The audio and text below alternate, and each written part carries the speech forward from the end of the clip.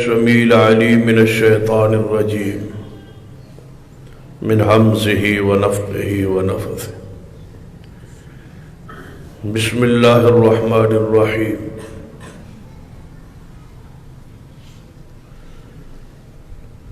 لقد من الله على المؤمنين إذ بعث فيهم رسولا من أنفسهم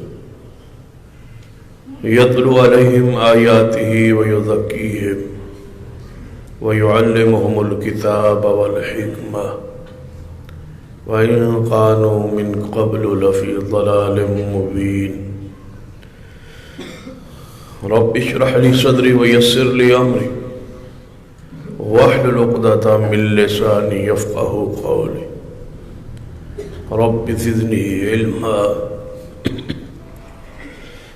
سبحان ربك رب العزة عما يصفون وسلام على المرسلين والحمد لله رب العالمين.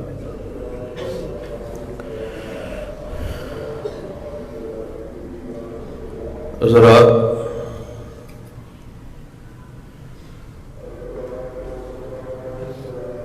ہر مسلمان پہ لازم و ضروری ہے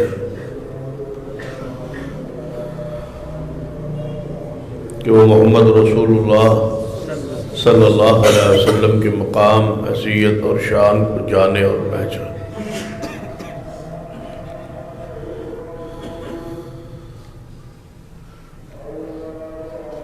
نبی علیہ السلام کے مقام اور آپ کی جو اسلام دین حیثیت ہے،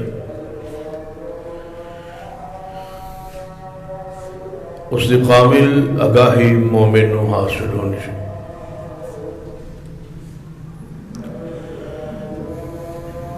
نبی علیہ السلام کی ولادت کو بہت زیادہ بیان کیا ہے، حالانکہ آپ کی پیدائش کا، ولادت کا کوئی بھی دنیا میں انسان انکاری نہیں ہے۔ پھر نبی علیہ السلام کے حسن اور جمال کو، خوبصورتی کو بہت زیادہ بیان کیا ہے،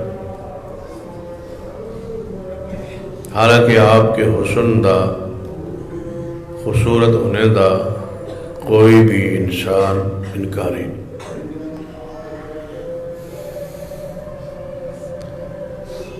بلکہ نبی علیہ السلام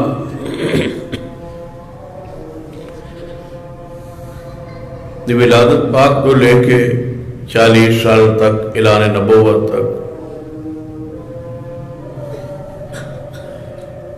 آج تک آپ نے کوئی بات نہیں سنی ہوئے گی کسی بھی مقرر سے، خطیب سے، واعظ سے، یا کسی کتاب کے اندر کچھ نہیں پڑھا ہوئے کہ کسی مکہ مکرمہ کے کسی ایک شخص نے یہ بات کہی ہو کہ محمد مصطفیٰ سے زیادہ میرا بھائی یا میرا باپ یا میرا بیٹا زیادہ خوبصورت ہے۔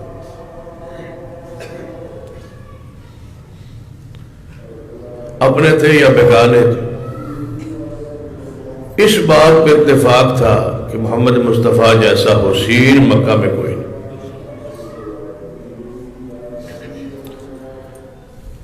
چلو کوئی کہہ سکتا ہے اعلان نبوت سے پہلے جب آپ کی پہچان بحیثیت رسول نہیں سی، بحیثیت رسول تعارف نہیں تھا، اس وقت تک تو کسی نے علم کی بات ہے ہی نہیں کہ یہ آنے والے رسول ہیں صلی اللہ علیہ وسلم۔ لیکن جب اعلان نبوت ہو گیا، اعلان رسالت کر دیا، پھر آپ کی سیرت 23 سالہ ہے، اُدھے بھی کوئی کافر ایسا نہیں جس نے آپ کے حسن پر، آپ کی جمال پر، آپ کی خوبصورتی پر، آپ کی سیرت پر، آپ کے کردار پر کوئی نکتہ اٹھایا۔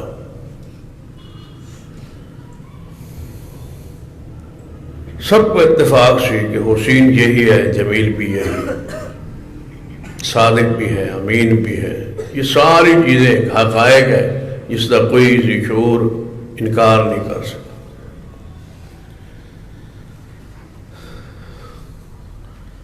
اور نہ ہی اس بات کا کوئی انکاری سی کہ آپ علیہ الصلاۃ والسلام 40 سال کا جو زندگی کوئی عرصہ گزارا ہے کسی کے ساتھ کوئی زیادتی کی ہو، کوئی گناہ کیا ہو، کوئی غلط کام کیا ہو، اس بات پر بھی متفق تھے کہ ایسا انسان ہم نے نہیں دیکھا۔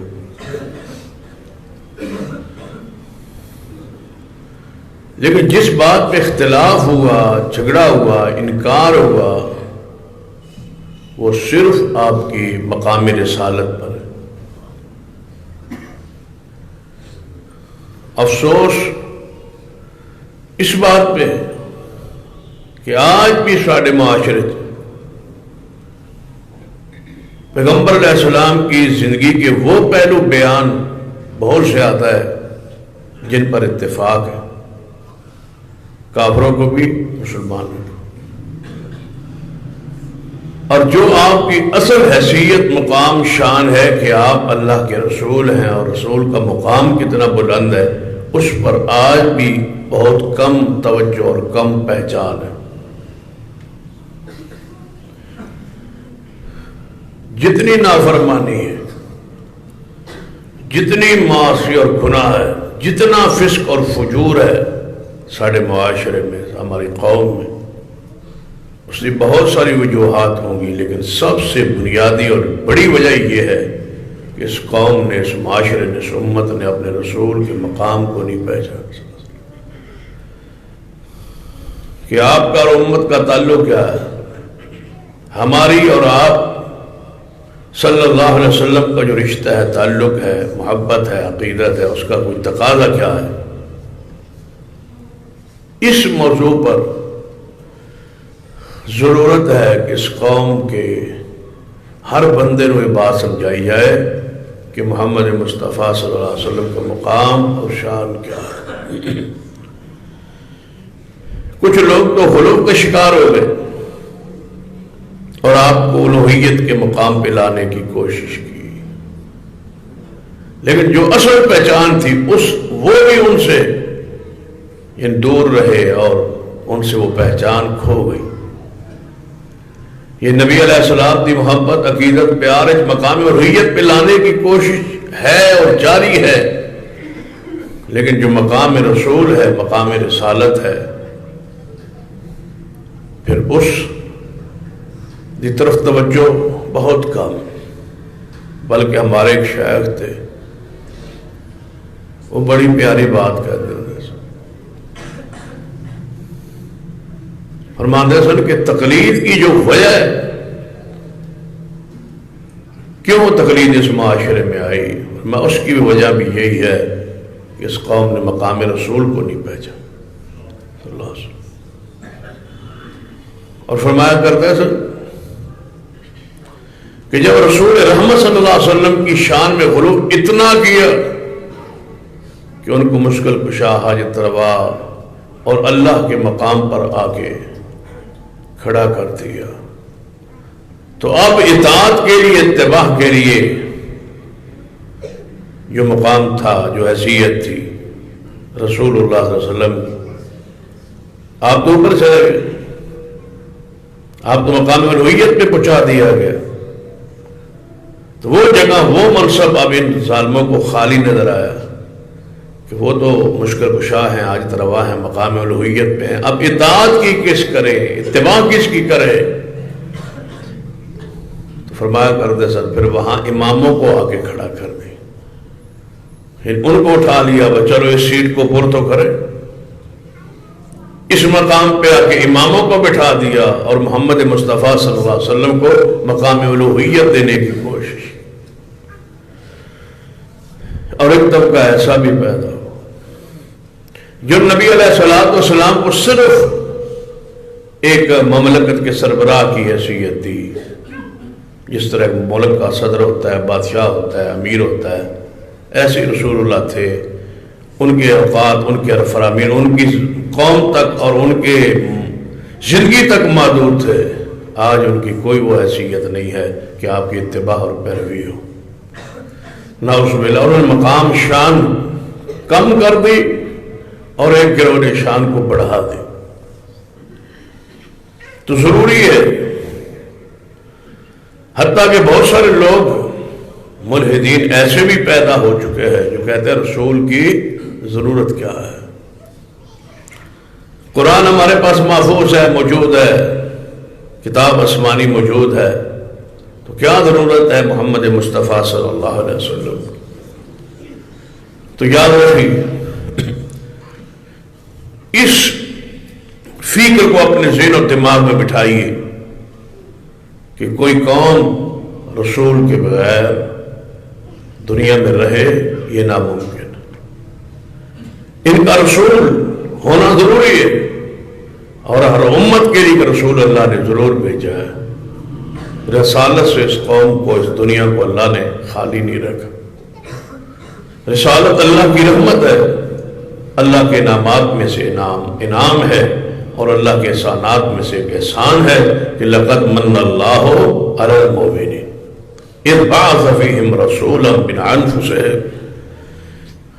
اللہ فرماتا ہے کہ میں نے احسان کیا ہے مومنوں پر کہ ان میں ایک رسول بھیجا ہے. تو یہ اللہ کا احسان ہے. جس طرح باقی اللہ کی نعمتیں ہیں، ہاتھ ہیں، پاؤں ہیں، عقل ہے، دماغ ہے، صحت ہے، وجود کے سارے وجود کی اعضاء ہے، اسی طرح اللہ کا سب سے بڑا احسان یہ ہے کہ اس نے اس عقل کو، اس دماغ کو، اس وجود کو بہت بڑے عذاب سے، گرفت سے بچانے کے لیے محمد مصطفیٰ کو مبعوث کیا. اس کائنات کو گمراہی سے نکالنے کے لیے محمد مصطفیٰ صلی اللہ علیہ وسلم کو بھیجا. یاد رکھیں، جس قوم نے اللہ کو رسول کے بغیر جاننے کی اور سمجھنے کی کوشش کی ہے وہ قوم گمراہ ہوئی. یہ جتنے بت پرست ہے، یہ آپ کے جتنے پجاری ہیں، اور جتنے گاؤں ماتا کے پجاری ہے، بتوں کے پجاری ہے، سورج کے پجاری ہے، چاند کے پجاری ہے، مٹی کے پجاری ہے، پتھروں کی پوجا کرتے ہیں، یہ سارے لوگ عبادت اللہ کی ہی کر رہے ہیں. تصور یہی ہے، لیکن ان کی عبادت اور اللہ کے درمیان کوئی رسول نہیں ہے. انہوں نے اپنی مرضی سے جس طرح سمجھا عبادت شروع کر دی، جس کو سمجھا اسی کو معبود بنا لی. جب تک اللہ کی معرفت کے لیے اس کائنات کے اندر، ایک انسانیت کے اندر رسول نہ ہو جس کے ساتھ اللہ کا ڈائریکٹ رابطہ ہو، بدریہ وہی، اور وہ بتائے کہ میری شان یہ ہے، میرا مقام یہ ہے، میری قدرت یہ ہے، اور جناب میرے بارے میں عقیدہ نظریہ یہ ہے، جاؤ اپنی امت کو بتلا لو. تو کوئی بندہ اللہ کی ذات کا ادراک یا اللہ کی ذات کی معرفت، پہچان نہیں حاصل کر سکتا جب تک بندے کے درمیان رسول نہ ہو. ساری قومیں جس نے رسول کے بغیر رب کو پہچانا ہے وہ نہیں پہچانتے، وہ شرک میں لگ گئے. اور ہمارا اور رب کے درمیان ایک رسول ہے. انہوں نے جو سمجھایا ہے، ذرا توحید کے عقیدے پر مبنی سورۃ الاخلاص اس کو پڑھ لیجیے. اللہ نے اپنا تعارف کرواتے ہوئے پہلے کیا فرمایا؟ قل هو اللہ احد. کل کیا معنی ہے؟ پہچان تو اللہ کی تھی نا، اللہ احد، اللہ الصمد، لم یلد ولم یولد ولم یکن لہ کفوا احد. ہر آیت کے ہر جملے میں پہچان، تعارف تو رب کا ہے. کس کے لیے پہچان آ رہی ہے؟ میرے اور آپ کے لیے، انسانیت کے لیے، کہ تمہارا رب اکیلا ہے، تمہارا رب بے نیاز ہے، اس کی کوئی اولاد نہیں ہے، اس کے کوئی والدین نہیں ہے، اس کا کوئی ہمسر نہیں ہے، اس کا کوئی برابر نہیں ہے، اس کا کوئی کف نہیں ہے. یہ ساری چیزیں بیان کرنے کے لیے ہمارے اور رب کے درمیان ایک جملہ ہے، اور وہ کیا ہے؟ قل. اور اس سے مراد کون ہے؟ محمد صلی اللہ علیہ وسلم. فرمائیے محبوب جناب محمد صلی اللہ علیہ وسلم، آپ فرمائیے، آپ کہیے، آپ ارشاد فرمائیے، آپ تعارف کروائیے، آپ پہچان کروائیے، آپ اس قوم کو بتلائیے اللہ احد. گویا توحید بھی وہی ہے جو محمد مصطفیٰ نے سمجھائی، عقیدہ وہی ہے، رب کی معرفت وہی ہے، پہچان وہی ہے. یہ غاروں میں رہنے والے، یہ جنگلوں میں رہنے والے، یہ خیموں میں رہنے والے، یہ کڑے اور تسبیحاں پہن کے مجذوب بننے والے، مجنون بننے والے، قبرستانوں کے چکر کاٹ کے چلے کرنے والے، ایک ایک پیروں پہ کھڑے ہو کے اللہ کو راضی کرنے والے، اس کی تلاش کرنے والے، اپنے آپ کو طہارت پاکیزگی سے دور کر کے کہنے والے ہم رب کو پہچانے. انہوں نے پہچانا رب کو، کوشش کی، لیکن کیوں گمراہ ہو گئے کہ رب کو رسول کے بغیر پہچانا. رب کے تعارف کے لیے، رب کی پہچان کے لیے کوئی یہ کہے کہ میں خود پہچان لوں گا اپنے علم پر، اپنے قیاس پر، اپنے اتحاد پر، اپنی کوشش پر، اپنے عقل پر، اپنے احساس کی وجہ سے میں پہچان لوں گا، وہ غلطی پر ہے. جس نے رب کو پہچاننا ہے وہ محتاج ہے کہ پہلے رسول سے رابطہ کرے. رسول کے بغیر رب کی پہچان ہو ہی نہیں سکتی. یہ ان لوگوں کا رد اپنے ذہن میں بٹھا لیں جو کہتے ہیں کہ رسول کی ضرورت نہیں ہے. رسول کے بغیر تمہیں ایک قدم اٹھا کے دکھاؤ اور رب کو پہچان کے دکھاؤ، کھو جاؤ گے جنگلوں میں اور تباہ ہو جاؤ گے اور جہنم کا ایندھن بن جاؤ گے، لیکن رب کو نہیں پہچان پاتے. رب کا تعارف وہی حق ہے جو محمد مصطفیٰ نے کروایا، جو محمد مصطفیٰ نے بتلایا. یہ ہے اس کی ذات، یہ ہے اس کی شان، یہ ہے اس کا مقام. آپ تصور کریں، اس بات پہ ذرا غور کریں کہ کوئی شخص حواس کے ذریعے، حواس کیا ہے؟ انسان کی جو احساس حواس ہے وہ غلطی کرتے ہیں. ان کو غلطی لگ سکتی ہے اور لگتی ہے. بعض دفعہ تو سب دیکھے ہو، بندہ موٹر سائیکل پہ چڑھا ہو یا کار پہ چڑھا ہو یا سائیکل پہ چڑھا ہو اور جا رہا ہو تو دائیں بائیں جو درخت ہوتے ہیں، مکان ہوتے ہیں، رہائشیں ہوتی ہیں، وہ چلتی ہوئی نظر آتی، دوڑ رہی ہوتی ہے. یہ کس کو غلطی لگ رہی ہے؟ آپ کے حواس کو. وہ کھڑے ہیں، رکے ہوئے ہیں، ساکن ہیں، لیکن نظر وہ چلتے آ رہے ہیں. یہ کیا ہے کہ آپ کے حواس غلطی کھا گئے.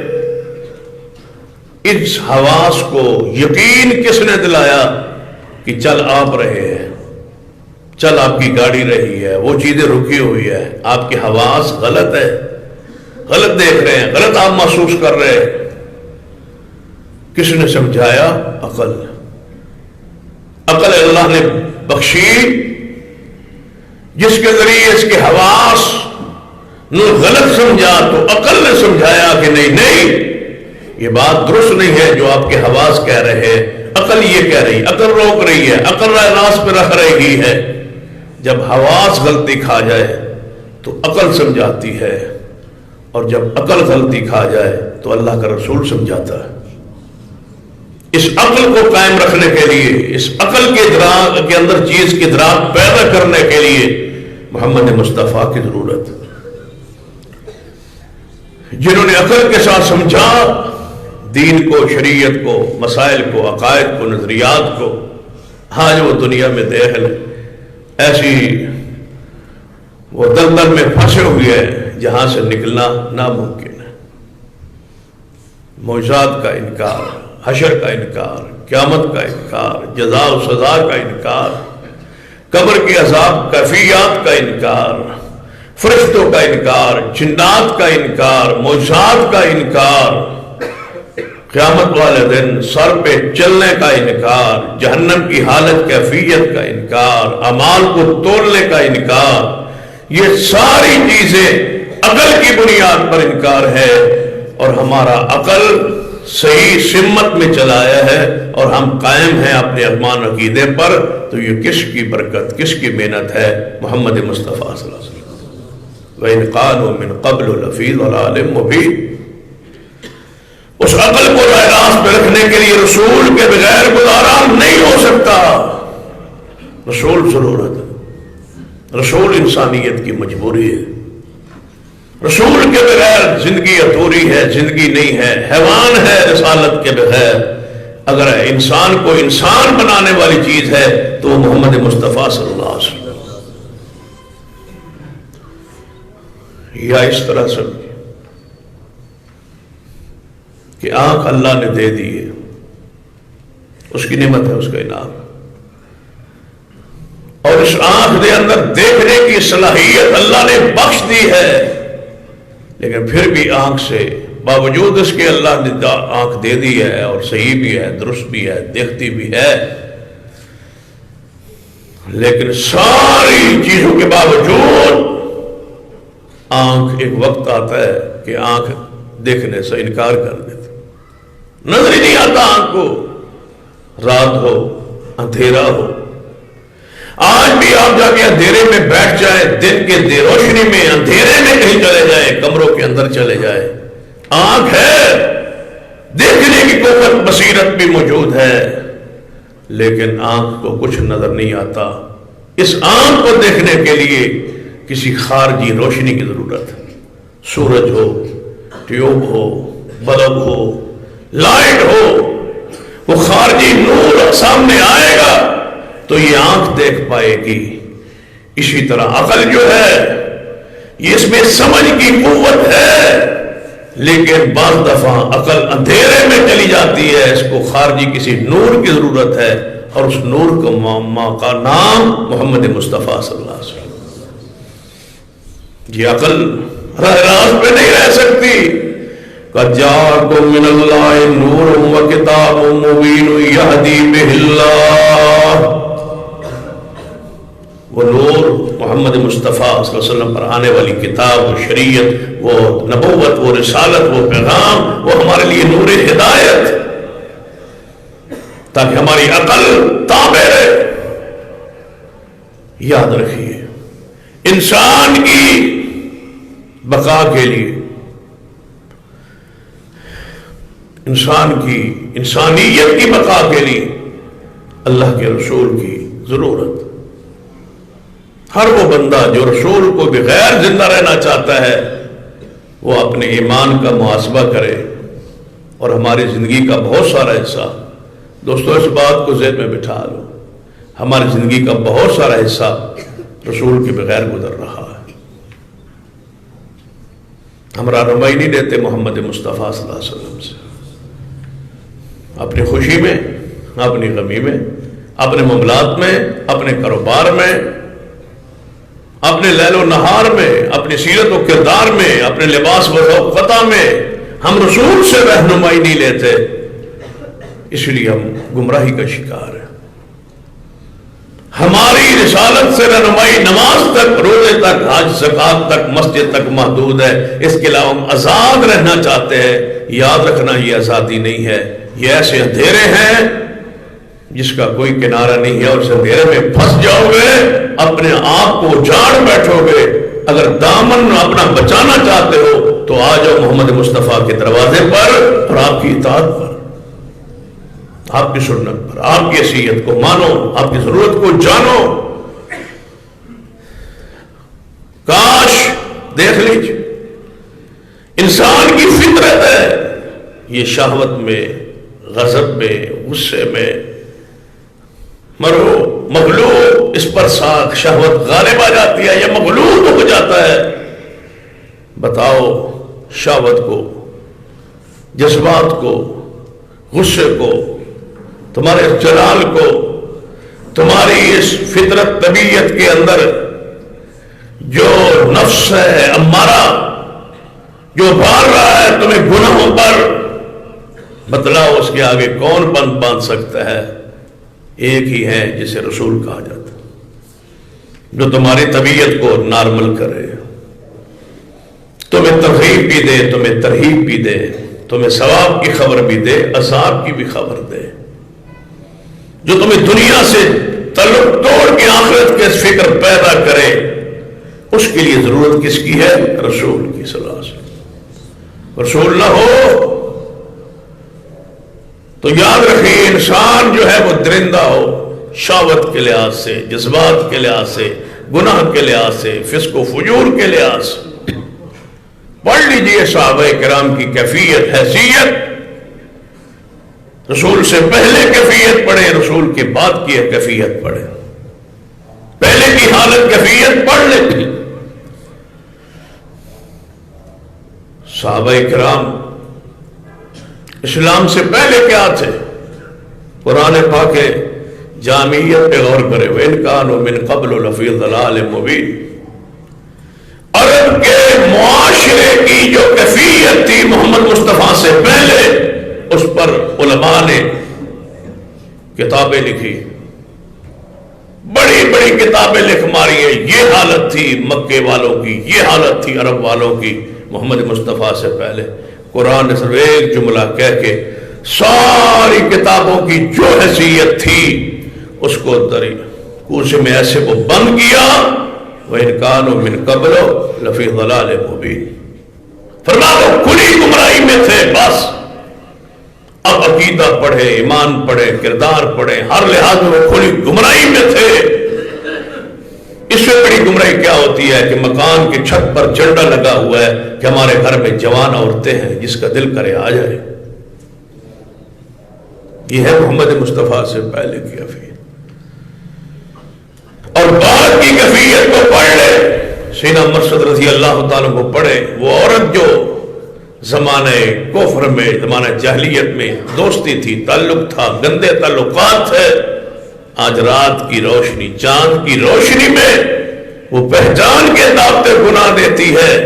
رسول اللہ مدینے ہیں اور یہ آئے ہوئے کسی مشن کے تحت مکہ مکرمہ میں، رات کا سمرا ہے، دنیا سوئی ہوئی ہے، وہ باہر گلی میں کسی دوست کے انتظار میں ہے، شہوات کا غلبہ ہے، وہ گھر سے باہر نکل آئی ہے کہ کوئی گاہک مل جائے، کیونکہ اسلام نہیں تھا۔ جب کوئی نہ ملا تو رات کی اس حالت میں وہ صحابی رسول پہ نظر پڑ گئی جو زمانے کفر جاہلیت میں تعلقات رہے تھے، وہ درمیان میں جو پردہ جھجک ہوتی ہے وہ نہیں ہے، اس کا سابق دوست ہے، آواز دی وہی ہو، میں غلط تو نہیں کہہ رہی، غلط تو پہچان نہیں رہی، جی میں وہی ہوں، کوئی نہیں ہے گھر میں، میرے ساتھ آ جاؤ۔ درمیان میں ایک چیز تھی، کیا کہا تھا صحابی رسول نے؟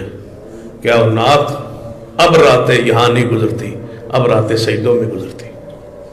رسول اللہ کلمہ پڑھ لیا ہے، مسلمان ہو گئے، اب یہ کام ہم سے نہیں ہو سکتے۔ یہ ہے وہ رسول کی ضرورت جس نے چینج، تبدیلی، انقلاب برپا کی ہے قوموں کے دلوں میں۔ یہ دل کی تبدیلی ہے، یہ اندر کی تبدیلی ہے، اور یہ ہے وہ جو تقی ہے، یہ تزکیہ ہے جو محمد مصطفیٰ صلی اللہ علیہ وسلم نے اس امت کے سامنے پیش کیا۔ تو کون ہے جو آخرت کی فکر کے لگانے کے لیے، گناہوں سے بچانے کے لیے، انسانیت کے ہر خواہش، ناجائز خواہش کے آگے باندھنے کے لیے کس کی ضرورت ہے؟ رسول کی ضرورت ہے، اور وہ محمد مصطفیٰ صلی اللہ علیہ وسلم۔ پڑھ لیجیے قرآن کو، حدیث کو، بھئی قرآن نازل بھی ہو جائے، قرآن آ بھی جائے، قرآن کے احکامات پہ عمل نہیں ہو سکتا جب تک قرآن کو سمجھانے والا دوسرا قرآن نہ ہو، اور دوسرے قرآن کا نام کیا ہے؟ محمد صلی اللہ علیہ وسلم۔ امام ابوالکلام آزاد رحمہ اللہ نے لکھا ہے، فرماتے ہیں کہ دو قرآن آسمان اللہ کی طرف سے آئے ہیں، ایک قرآن 30 پاروں کی صورت میں اور دوسرا قرآن محمد مصطفیٰ کی صورت میں۔ اور سیدہ کائنات اماں جی عائشہ کے لیے یہ الفاظ ہے، یہ خیر شاید ابوالکلام آزاد نے اسی حدیث کی روشنی میں یہ بات لکھی ہے۔ جب پوچھا گیا کہ رسول اللہ کا اخلاق کیسا تھا تو کیا فرماتا؟ کان خلقہ القرآن۔ تو رسول کی بغیر انسانیت کا گزارا نہیں ہو سکتا. عقل بھی یہی کہتے ہیں، نقل بھی یہی کہتی ہے. کوئی عقل سے سمجھائے کہ رسول کے بغیر گزارا کیسے ہو سکتا ہے. قرآن پہ عمل نہیں ہو سکتا جب تک ساتھ نہ ہو کون؟ لَقَدْ كَانَ لَكُمْ فِي رَسُولِ اللَّهِ أُسْوَةٌ حَسَنَةٌ. جب تک اسوہ حسنہ نہ ہو قرآن پہ عمل نہیں ہو سکتا. اور وہ اسوہ حسنہ کس کا ہے؟ لَقَدْ كَانَ لَكُمْ فِي رَسُولِ اللَّهِ. یہ ہے رسالت کی ضرورت کہ قرآن پاک اس کے بغیر سمجھ ہی نہیں آ سکتا. اس لیے اللہ انسانوں میں رسول بھیجتا ہے اور انسان بھیجتا ہے.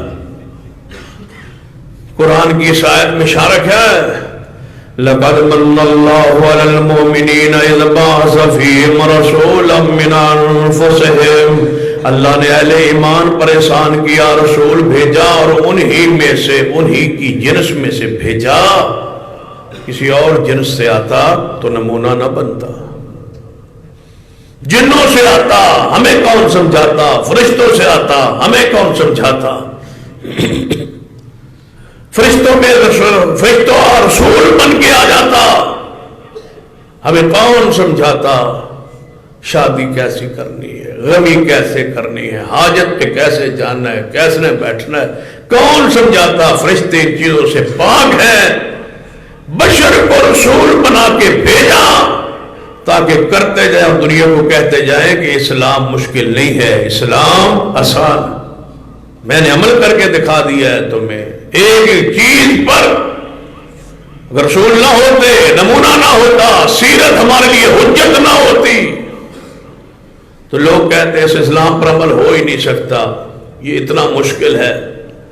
کوئی ایک انسان بتا دو جس پر نازل ہوا قرآن، وہ جب اس پہ کامل عمل نہیں کر سکے اور وہ کسی اور جنس سے تھے، نہ کھاتے تھے، نہ پیتے تھے، نہ شادی تھی، نہ خوشی تھی، نہ غمی تھی، ساری چیزیں ہمارے وجود کے ساتھ رکھ دی گئی ہے اور ہمیں کہا گیا ہے کہ قرآن پہ عمل کرو. کیسے کریں؟ جن پر قرآن نازل ہوا ان کے ساتھ تو یہ چیزیں نہیں تھی.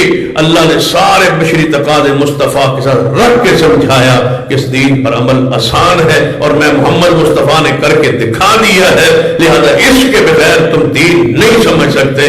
رسول کی ضرورت ہے، رسول کے بغیر دنیا انسان نہیں بن سکتی. تعلق جوڑیے اپنے رسول محمد مصطفیٰ صلی اللہ علیہ وسلم کے ساتھ.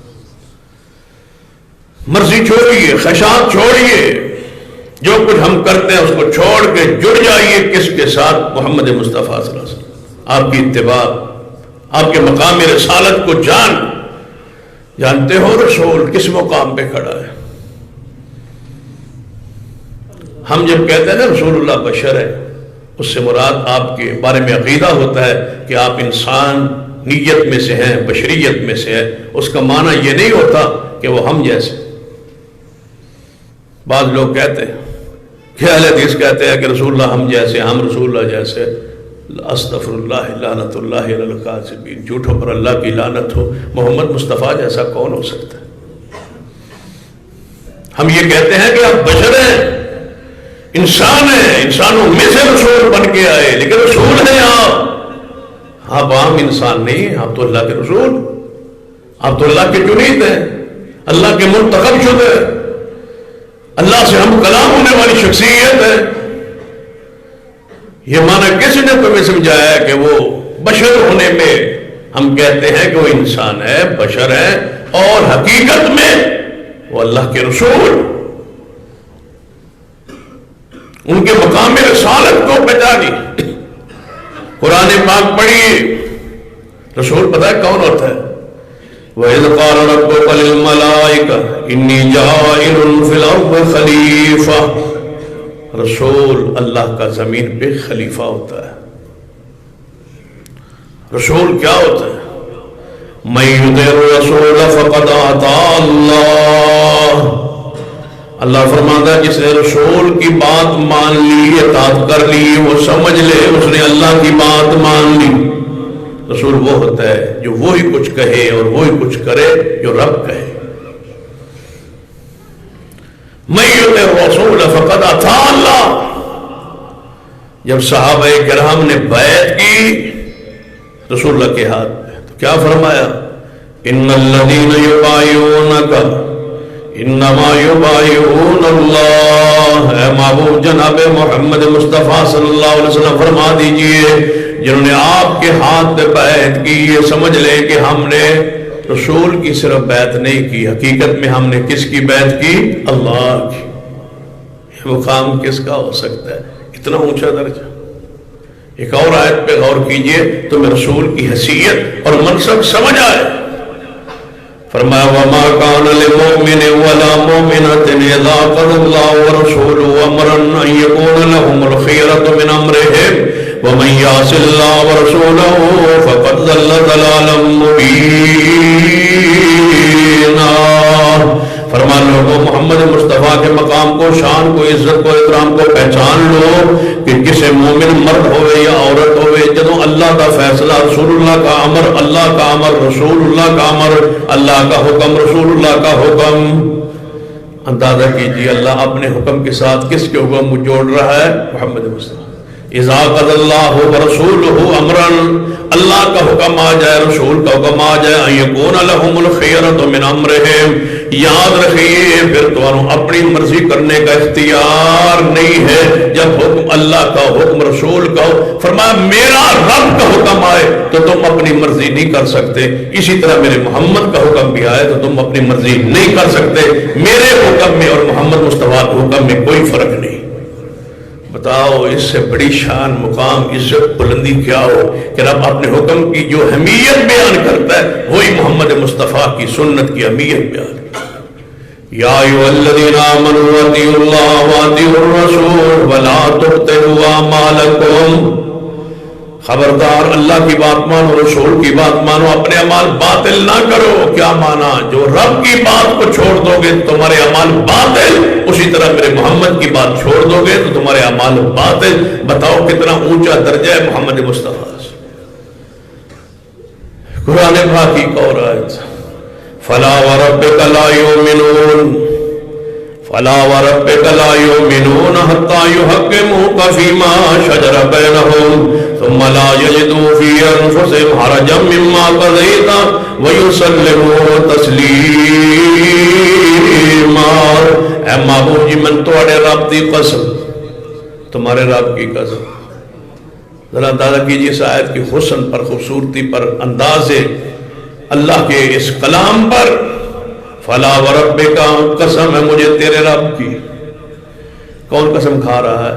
اللہ. اور کس کی کھا رہا ہے؟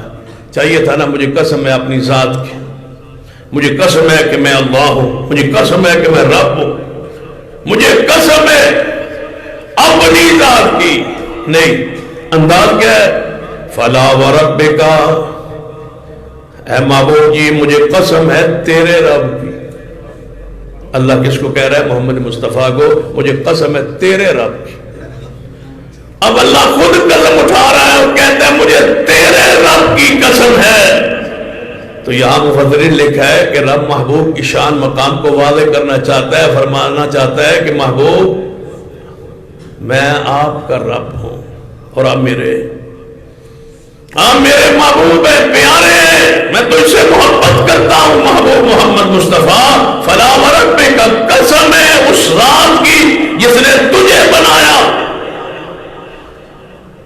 قسم ہے اس ذات کی. اللہ کہتا ہے مجھے قسم ہے اس رب کی، اس ذات کی جو تیرا ہے.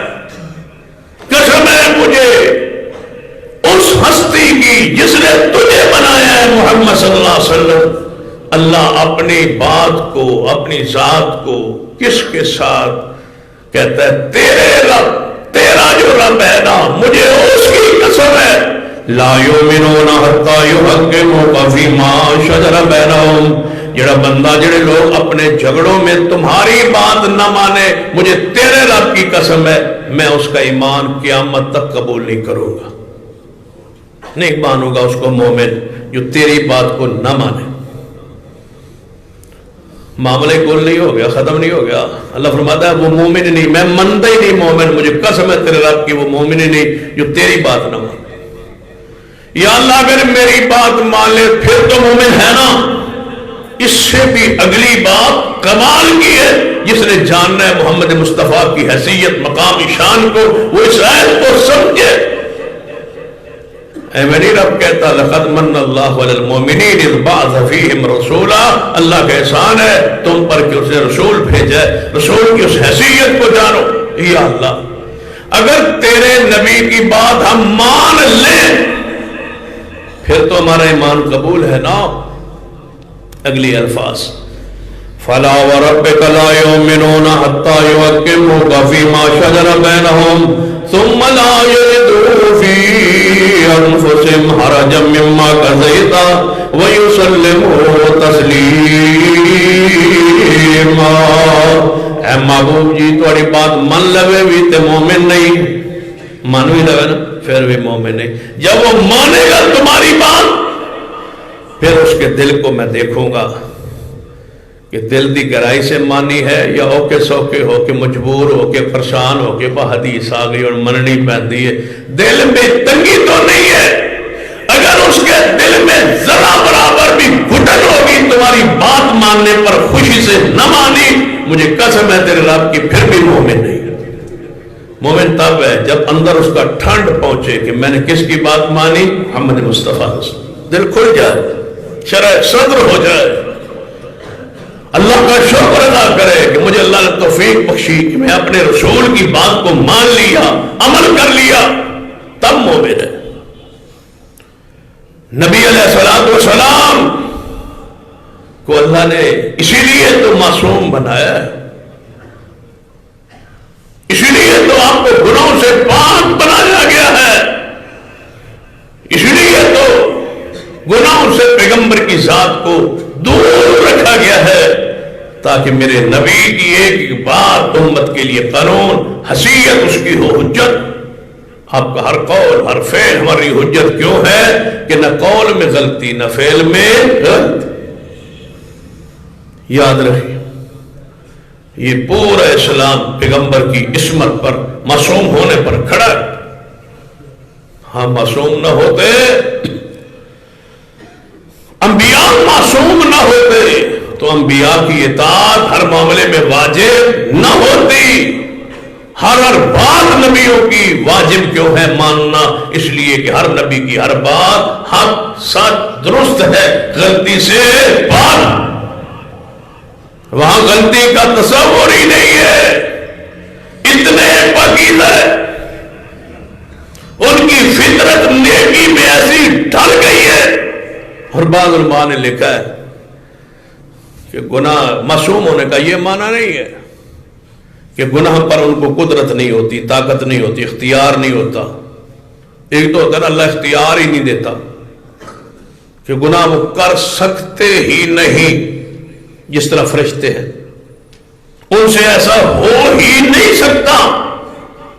فرماتے ہیں نہیں، ایسا نہیں، عصیان پر، فحش پر، گناہ پر قدرت، طاقت، اختیار ہو اور نہ کرے، یہ ہے عصمت، یہ ہے معصوم۔ اس کی مثال سمجھے سادہ سی، گندگی غلاظت ہمارے سامنے پڑی ہو، کھانے کی ہمیں قدرت ہے، طاقت ہے، اٹھا بھی سکتے ہیں اس کو، کھا بھی سکتے ہیں، لیکن ہم نہیں کھاتے۔ کیوں؟ فطرت نہیں مانتی، یہ گندی چیز ہے، طاقت ہے، نہیں کھاتے، یہ گند ہے، نہیں کھاتے۔ جس طرح ہم گند کو نہیں کھاتے باوجود اس کے کہ ہاتھ بھی ہیں، اٹھا بھی سکتے ہیں، منہ میں لے جا بھی سکتے ہیں، لیکن طبیعت نہیں چاہتی گناہ دنیا میں ہوتے رہے، موجود رہے۔ نبی کی طبیعت ہی نہیں چاہتی، نبی اس کو گند سمجھتا ہے، اس کی فطرت میں نفرت ہوتی ہے گناہ اور محبت ہوتی ہے نیکی کی۔ وہ اللہ کی اطاعت میں، محبت میں اس طرح ڈھل جاتے ہیں کہ انہیں گناہ گند نظر آتا ہے، اس گندگی کے قریب نبی نہیں آتا۔ شاید اسی طرف اشارہ کرتا ہے قرآن، انما یرید اللہ لیذھب عنکم الرجس اہل البیت ویطہرکم تطہیرا، کہ صحابہ اور اہل بیت کی طبیعت میں اللہ نے نیکی کو آسان کر دیا تھا، رجس سے انہیں دور کر دیا تھا، وہ محفوظ ہو گئے تھے۔ لیکن صحابہ اور اہل بیت کبائر سے محفوظ تھے اور اللہ کے نبی گناہوں سے معصوم تھے. معصوم، اللہ نے کو پاک رکھا اور پاک بنا دیا. قرآن پاک پڑھی، اللہ نے کیا فرمایا؟ کل من الصالحین، میرے سارے نبی نیک تھے، سارے میرے انبیاء میرے پیارے صالح صالحین تھے. حتیٰ کہ شیطان بھی کہہ اٹھا، شیطان نے پتا کیا بات کی، یا اللہ مجھے مہلت، میں دنیا میں رہ کے تیرے بندوں کو گمراہ کروں گا، مجھے مہلت دے. اللہ نے فرمایا جا تجھے مہلت. فرمایا میں ان بندوں کو گمراہ کروں، وہاں سے آگے سے آؤں گا، پیچھے سے آؤں گا، دائیں سے بائیں سے اوپر سے ہر طرف سے آخر کو گمراہ کروں گا. پتا کیا کہتا ہے؟ لَأُغْوِيَنَّهُمْ أَجْمَعِينَ، میں تیرے سارے بندوں کو گمراہ کروں گا، سرکش بنا دوں گا، گناہ کرواؤں گا، نافرمانی پہ اکھاؤں گا، لے آؤں گا، سارے میری بات مان جائیں گے اِلَّا عِبَادَكَ. اے اللہ میں یہاں بھی یہ کہہ رہا ہوں، اب میں دنیا میں تو گیا نہیں، لیکن تیرے نبی میری بات میں آ جائے، یہ نہیں ہو سکتا. سارے گمراہ ہوں گے اِلَّا عِبَادَكَ مِنْهُمُ الْمُخْلَصِينَ، لیکن جو تیرے مخلص بندے ہوں گے وہ میری بات نہیں مانیں گے. اور سب سے زیادہ اس رب کی زمین پر مخلصین کون ہیں؟ اللہ کے نبی. شیطان بھی مانتا ہے کہ نبیوں پہ ہمارا بس نہیں چلتا، نبی معصوم ہوتا ہے. اور رسول اللہ کی تو واضح حدیث ہے نا. ہاں بالکل. صحابہ نے پوچھا یا رسول اللہ آپ بشر ہیں، انسان ہیں، اور آپ نے ہی فرمایا کہ ہر انسان کے ساتھ شیطان لگا ہوتا ہے، وہ اس کو ورغلاتا ہے، گناہوں پہ آمادہ کرتا ہے. تو یا رسول اللہ انسان بشر تو آپ بھی ہیں، پھر آپ کے ساتھ بھی تو شیطان لگا ہوگا نا. صحابہ سوال کرتے تھے، پوچھتے تھے. رسول اللہ نے فرمایا ہاں اس میں کوئی شک نہیں، ہر انسان کے ساتھ شیطان ہوتا ہے. میرے ساتھ شیطان آیا تھا، جو آیا تھا وہ بھی محمد کا مطیع ہو گیا ہے. یہاں بس نہیں چلتا بھائی، یہاں تو نیند میں بس نہیں چلتا، بیداری میں کیا چلے. ان کی تو نیند بھی معصوم ہوتی ہے، ان کی تو خواب بھی دین ہوتی. نبی کی حیثیت، مقام، شان، عزت، عظمت کو جانی. فرشتوں سے بہتر انبیاء کا مقام ہے زیادہ. جب فرشتے معصوم ہے تو بالاولیٰ اللہ کے نبی بھی معصوم ہے. اور ایک محدث نے بڑی پیاری بات لکھی ہے، فرماتے ہیں نبی گناہگار نہیں ہوتا. کیوں؟ فرماتے ہیں گناہگار ہو تو عذاب ہو. نبی تو اس مقام پہ ہوتا ہے جس کو عذاب تو دور کی بات ہے، ہوتے ہوئے عذاب جن لوگوں کو، ان کو چھڑانے والے تو نبی ہوں گے. شفاعت کون کرے گے؟ محمد مصطفیٰ صلی اللہ علیہ وسلم. فرمایا جو مقام شفاعت پہ کھڑے ہیں وہ گناہگار کیسے ہو سکتے ہیں؟ وہ تو گناہگاروں کے لیے اپنے لب کو ہلا رہے کہ یا اللہ میری امت کو، میری امت کے گناہگاروں کو بخش دے، معاف کر دے. میں سجدے میں گروں گا، ایک مرتبہ، دو مرتبہ، تین مرتبہ، حتیٰ کہ جس میرے امتی کے دل کے اندر رائی ذرے کے برابر ایمان بھی ہوگا میں اس کو بھی جہنم سے نکلوا لوں گا. فرمایا جب شفاعت کے اس مقام پر کھڑے ہیں تو جس سے سفارش کی جا رہی ہے، پکڑا ہوا اس نے لوگوں کو، گرفت اس کی ہے، عذاب اس کی طرف سے ہے، پکڑ اس کی طرف سے ہے. اور وہاں وہی کھڑا ہو سکتا ہے کہ ان سارے گناہگاروں کو یا اللہ چھوڑ دے جس نے آپ کبھی گناہ نہ کیا. اور وہ کون ہے؟ محمد مصطفیٰ. لہذا مقامی عصمت جو نبی کا ہوتا ہے وہ اطاعت کے لیے ضروری ہے. لہذا رسول کے مقام کو، حیثیت کو پہچانی. دو تین چیزیں آپ کے سامنے بیان. ایک مقامی رسالت، سب سے پہلے ضرورت نبوت، اس کے بعد منصب رسالت، منصب نبوت، اور تیسری بات عصمت نبوت. یہ تین چیزوں کی حیثیت سے اپنے نبی کو، ہر رسول کو پہچانے کہ نبی کے بغیر گزارا نہیں. یہ ضرورت ہے. اونچا اتنا درجہ ہے، پیغمبر علیہ السلام کا جو وہ کہے، رب جو کہتا ہے وہ نبی کہتا ہے. نبی کی بات، نبی کی بیعت، نبی کی اطاعت رب کی اطاعت ہے. یہ وہ منصب ہے نبوت کا.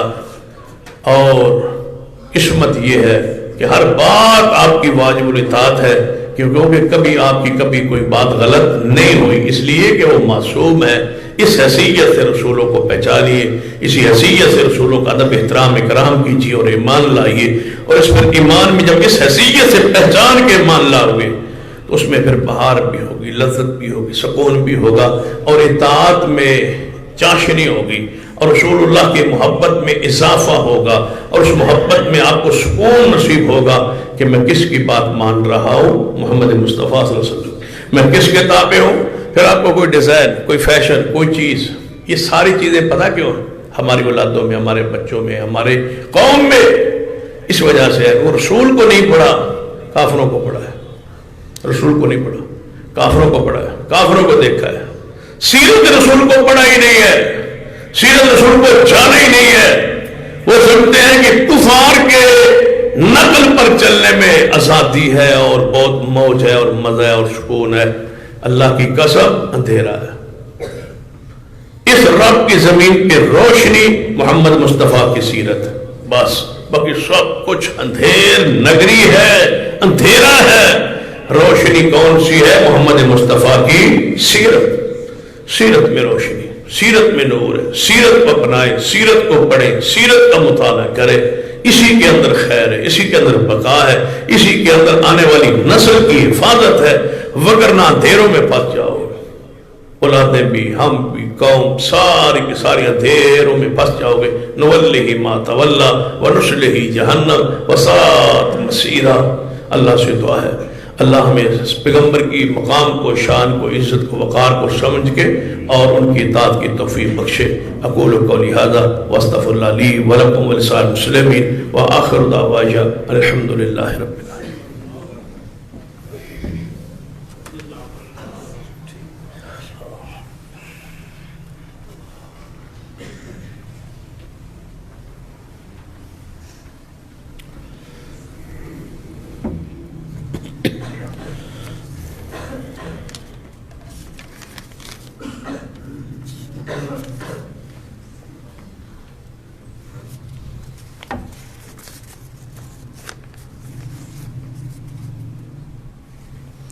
حضرات، جیسا کہ گزشتہ بھی محترم شیخ محمد آصف صاحب کے لیے دعا ہوئی جو اسپتال میں لاہور میں داخل ہے، ہماری جماعت کے بزرگ، دعا کرے اللہ انہیں شفا کاملہ عاجلہ عطا فرمائے، ان کی دنیاوی مشکلات کو، بیماری کو، تکلیف کو جلدی سے صحت میں تبدیل فرما دیں۔ دوسری گزارش آپ کے علم میں یہ بھی آ گئی ہوگی بات کہ ہماری جماعت کے بزرگ محترم جو ہے راؤ شیر محمد صاحب شیر دل چوک، جن کا گھر ہے، اور ان کے بیٹے راؤ عالم صاحب، راؤ حسین صاحب، سارے آپ کے ساتھ ہمارے یوتھ فورس کے بھی اور ہمارے نواسی ہیں، اور ہماری جماعت کے وہ عظیم بزرگ تھے جو فوت ہو گئے۔ انا للہ و انا الیہ راجعون۔ ابھی نماز جمعہ کے بعد یہیں پر ان کا جنازہ ہے، تو سارے باپ ان کے جنازے میں شرکت کریں۔ انتہائی صالح انسان تھے اور ہر لحاظ سے کسی کو کوئی تکلیف نہ دینے والی شخصیت تھی، نماز سے محبت، نماز سے فکر۔ آج بھی ان کے بیٹے راؤ حسین صاحب بتلا رہے تھے کہ جب بھی طبیعت میں ہوش آتا تو نماز کا پوچھتے تھے، اور ساتھ پوچھتے تھے کہ جمعرات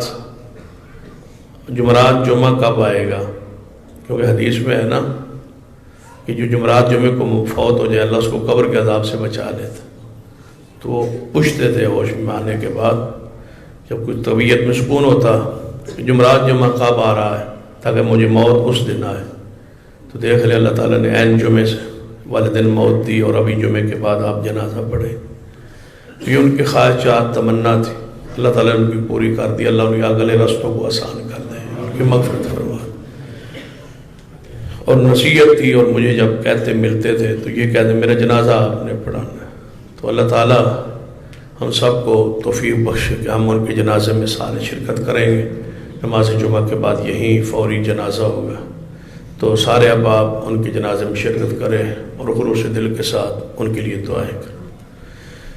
تیسرا تعاون کے حوالے سے ہے کہ سردی کی شدت میں طلباء اور نمازیوں کے لیے یہاں ننگے فرش پہ نماز پڑھنا مشکل تھا، اور ساتھیوں کا طلباء کا نمازیوں کا اصرار تھا کہ قالین جو ہے وہ ڈلوائی جائے، کہ مشکل ہوتا ہے سردی کی شدت میں، جو سردی آگے بڑھ رہی تھی مشکل ہو رہا تھا یہاں کلاس میں بھی اور نمازیوں کے لیے بھی۔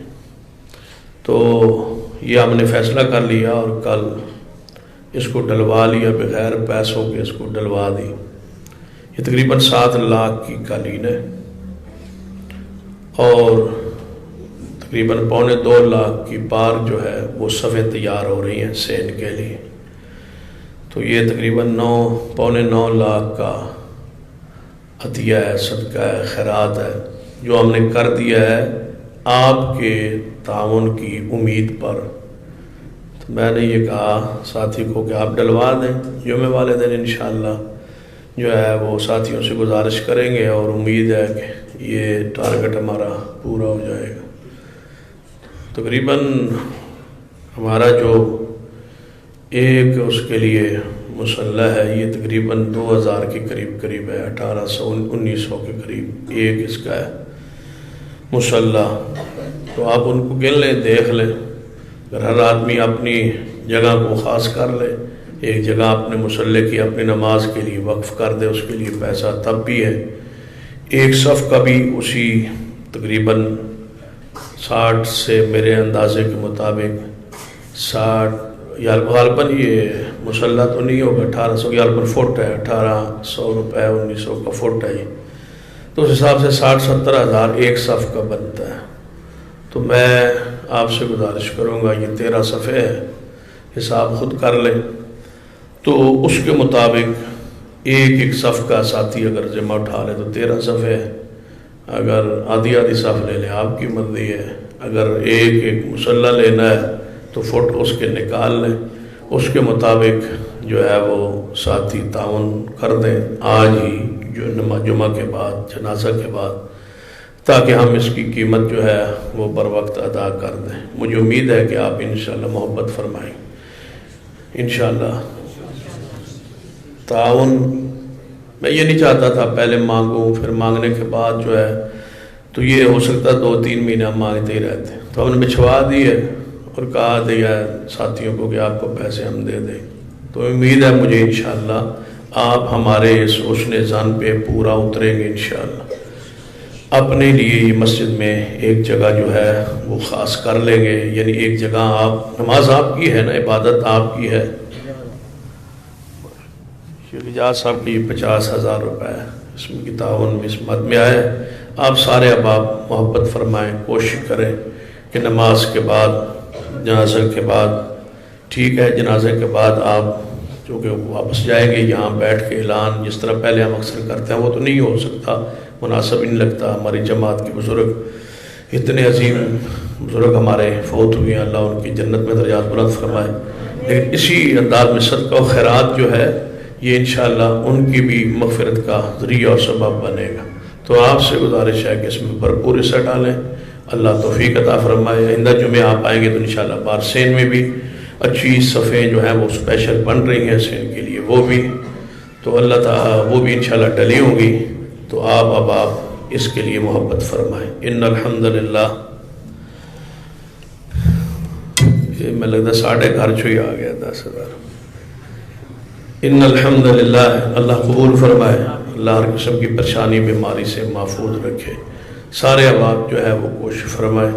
ان الحمدللہ نحمدہ ونستعینہ ونستغفرہ ونعوذ باللہ من شرور انفسنا ومن سیئات اعمالنا، من یهد اللہ فلا مضل له ومن يضلل فلا هادي له، اشهد ان لا اله الا الله وحده لا شريك له واشهد ان محمدا عبده ورسوله، اما بعد فان خير الحديث كتاب الله وخير الهدي هدي محمد صلى الله عليه وسلم وشر الامور محدثاتها وكل محدثة بدعة وكل بدعة ضلالة، اما بعد فاعوذ بالله من الشيطان الرجيم، بسم الله الرحمن الرحيم، والعصر ان الانسان لفي خسر الا الذين امنوا وعملوا الصالحات وتواصوا بالحق وتواصوا بالصبر۔ ربنا اغفر لنا ولإخواننا الذين سبقونا بالإيمان ولا تجعل في قلوبنا غلا للذين آمنوا ربنا إنك رؤوف رحيم. اللهم اشف مرضانا ومرضى المسلمين. اللهم رب هذا بالبعث رب الناس واشف أنت شافي لا شفاء إلا شفاءك شفاء لا يغادر سقما. اللهم اعز الإسلام والمسلمين